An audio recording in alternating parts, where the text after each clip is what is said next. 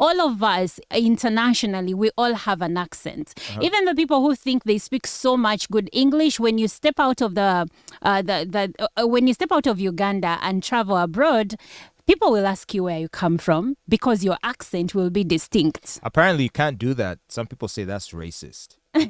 There was that controversy in the UK where some lady... I know. The lady that worked for the late Queen asked some black woman where she comes from, and she was offended and said it was being racist. And of course, that was just stupid. I mean, it was a friendly question. I don't think she should have... But if it's a friendly question, you have to way. ask me 3 to 4 times, what are you trying to drive at? Maybe I didn't hear you properly. 3 to 4 times, we are having a conversation, and everything I'm saying doesn't matter apart from where I'm coming from. No, it's like, for example, it's like if you met an Indian-looking person, right, on the street, and you asked him, where are you from? And he says, Kololo. He has answered your question, but not really answered your question. Because the question you're asking is really about his ethnic home and heritage, right? But it might require asking several times before it dawns on this person that that's what you're asking. He might or she might think you just mean, okay, so which suburb have I come from, right? And then he might say Kololo, and that may not be the answer you want. And then when you press on, he might say, oh, okay, well, I am from Ibanda. Like maybe that's where his parents are currently residing, having settled in Uganda many years ago, right? Now, he would have answered your question, but not really answered the question that you're asking. But the lady, there are several layers to... But the lady do you understand in question my point? Explained and said that she told the lady that I live here, born and bred here, something along those lines. Yeah. But this lady kept insisting on where do you come from. Of so course. She was not interested. If I found Kaluya in the UK and I asked him, where do you come from? And he says, I was born and raised in the UK. But it's look, I feel like it's a very innocent question. If it was an asked Indian, once or twice, if an but Indian, if you continue and go on and why on, wouldn't then my it's not why wouldn't my innocent. example suffice of where you meet an Asian person, and it could be the case that this Asian person has lived here for generations. His ancestors could have been the coolies who came and built the railway in the 1800s. But it is still a valid question to ask where you're from, because really, even he would have to understand that, this person looks at me and doesn't see a black person. So context. must be curious to know where my people originate from. Context also that matters. That is not a bad context question. also matters. It's not a bad question, but what are we talking about, and why is it that your interest is on that? If I'm making conversation. If I met a random Muganda person, I have this thing where I ask them where they come from. Oh, where do you come from? I come from Nakaseke. Where do you come from? And they're like, I come from Masaka. But if we're not talking about that and you continuously ask where I'm coming from, I'm like, dude, are you interested in knowing what we are talking about, my views on the issue at hand, or where I come from? So context.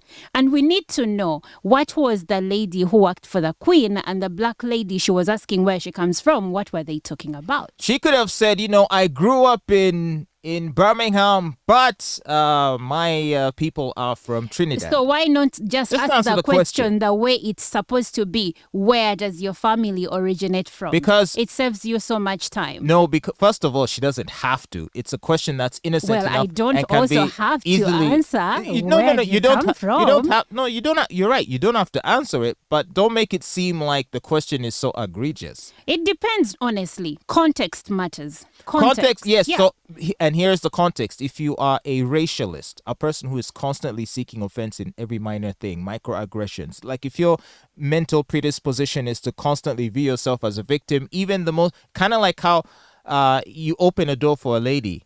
A normal lady will say, oh, why, thank you, sir, and will keep moving. A feminist will say, wait a minute. Do you think I can't open the door myself? So that's context also. But you see, where someone's mind you say that people is oriented towards victim. Yes, there is you saying that people are, or some people's minds are oriented towards victimhood. But also there is you who always thinks that when people say things, they don't have where they come from. Like they don't have a foundation. They're just thinking and being racial. That's fine. But you see, when we examine the foundation, that's where it originates usually. And look, human interaction is an awkward thing. You know, you can't read minds. You can't always know what a person is thinking and what their intentions are. But as people, I think the courteous thing to do is to normally assume the best of intentions and to not be quick to assume the worst. But you know, the thing motives, about communication, you know? it's very easy for me and you to sit here and say the lady who was asked where she comes from was overreacting. But the thing about communication is that it's not only what is said. You have to take into consideration things like body language. How were they looking at me? How were they behaving around me? When someone says that they are feeling racially segregated, sometimes it's a combination of all those things, but you're going to just read what was written in the paper, right?